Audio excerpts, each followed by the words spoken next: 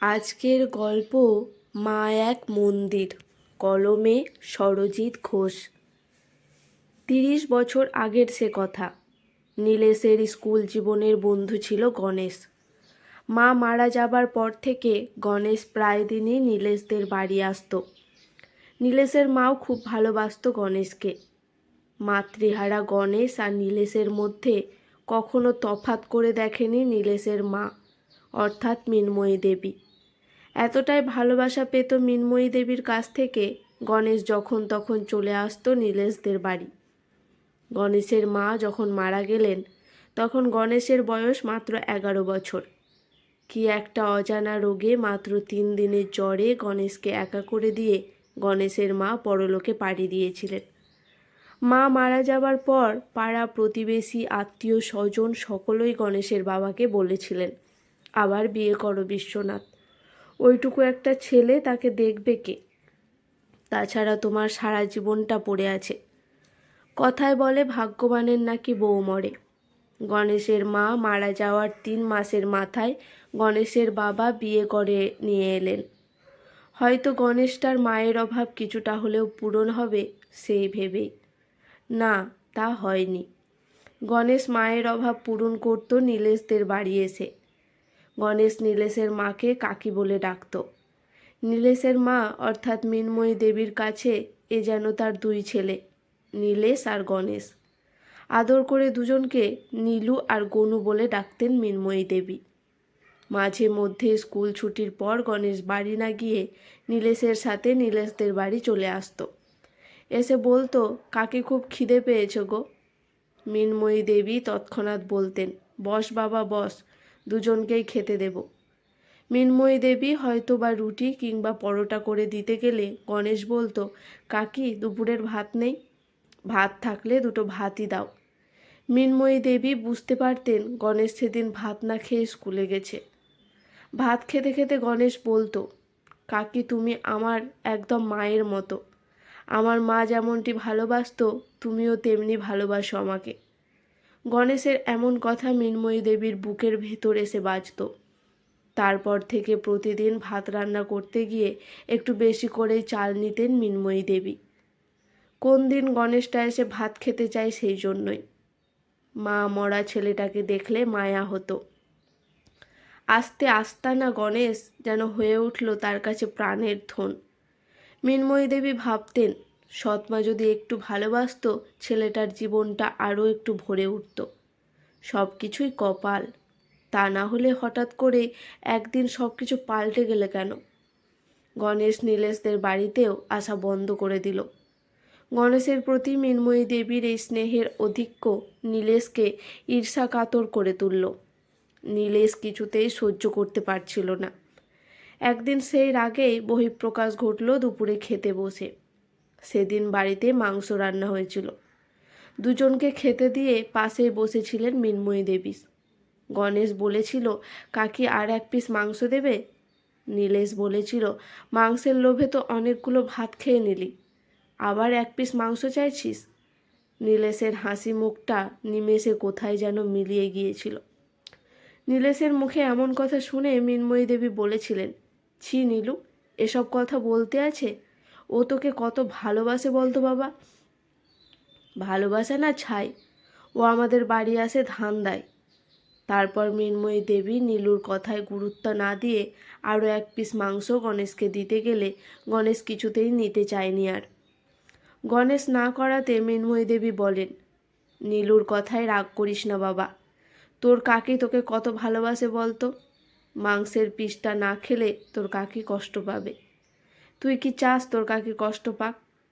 কাকির কথাতে মাংসটা খেয়ে নিলেও আর কোনো দিন গণেশ আসেনি নীলেশদের বাড়ি। সেদিন গণেশ বাড়ি থেকে বেরিয়ে গেল। মৃন্ময়ী দেবী নীলুকে ধমক দিয়ে বলেছিলেন, এমনভাবে কেন বললি ওকে? জানিস ও কত কষ্ট পেল। ঠিক করেছি বলেছি, তুমি তো আমাকে ভালোই বাসো না, গণেশকে কত ভালোবাসো। ও প্রতিদিন আসে, সব কিছু ওকে খেতে দাও। কেন দাও? ওদের বাড়িতে তো রান্না হয়, ও তো বাড়িতে খেতে পারে। ওকে কাল থেকে আসতে মানা করে দিও। গণেশ তো তোর বন্ধু বাবা, অমন কথা বলতে নেই। জানিস তো ওর মা নেই। যার মা নেই তার এই পৃথিবীতে কেউ নেই। তোর কিন্তু মা আছে, যার মা আছে তার আবার চিন্তা কি? তাহলে গণেশ যেন আর না আসে। তারপর থেকে গণেশ কখনোই আর আসেনি। সেদিন নীলুর এই কথাগুলো গণেশ বাইরে দাঁড়িয়ে সব শুনেছিল। মৃন্ময়ী দেবী অনেক চেষ্টা করেও কোনোদিন গণেশকে বাড়িতে আনতে পারেনি। গণেশের না আসাটা মৃন্ময়ী দেবীর কাছে অনেক কষ্টের ছিল। তবে গণেশ বাড়িতে না আসলেও নীলেশের সঙ্গে বন্ধুত্ব সে কখনোই নষ্ট করেনি। নীলেশ গণেশকে এড়িয়ে চললেও গণেশ বন্ধুত্ব রাখার চেষ্টা করে গেছে সব সময়। 30 বছর কেটে গেছে।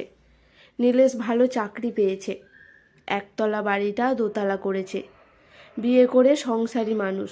নীলেশের একটি মাত্র ছেলে। 6 বছর হলো নীলেশের মা মারা গেছেন। মা মারা যাবার পর থেকে নীলেশের জীবনে সব থেকেও কি যেন একটা নেই, একটা শূন্যতা বয়ে বেড়াচ্ছে।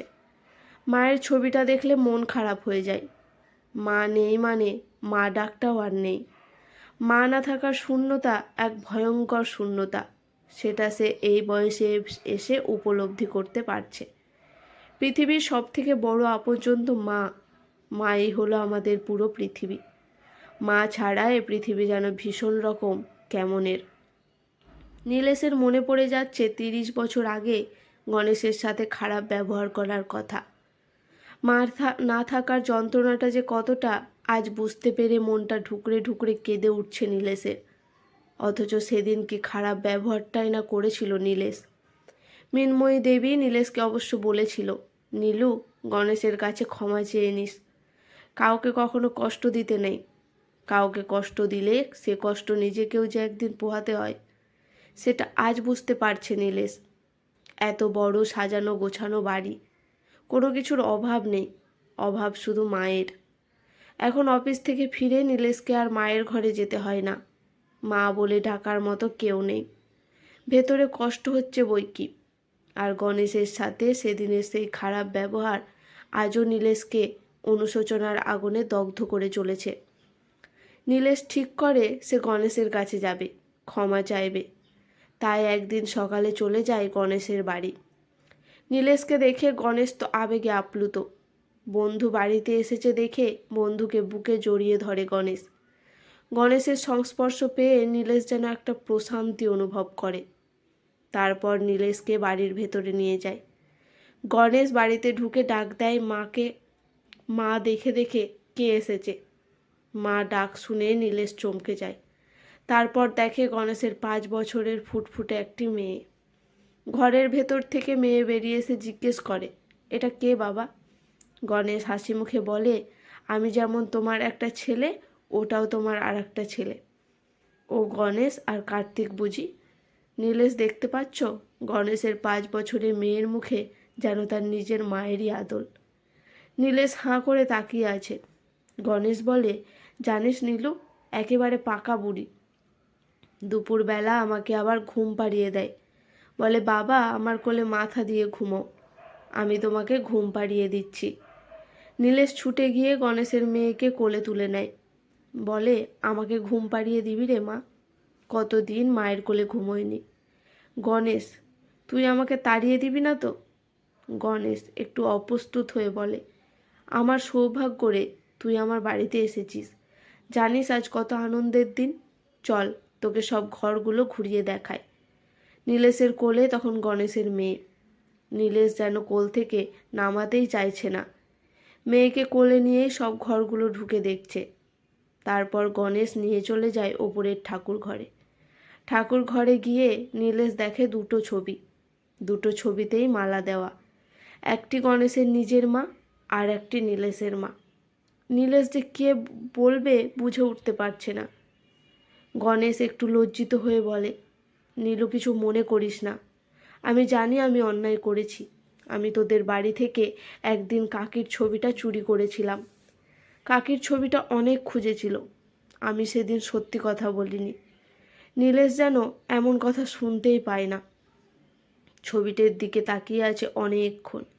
নীলেশ ভাবছে তফাৎ তো কোথাও নেই। ঠাকুর ঘরের মাই আসলে তার জন্মদাত্রী মা। হঠাৎ করে কোল থেকে নেমে গিয়ে গণেশের 5 বছরের মেয়েটি বলে, ঠাকুর ঘরে এলে প্রণাম করতে হয়, কিন্তু তোমরা দুজনেই আমার মতো হাত জড়ো করে বলো, মা আমাদের সবসময় ভালো রেখো। আজকের এই ছোট্ট নিবেদনটি কেমন লাগলো অবশ্যই কমেন্ট করে জানাবেন।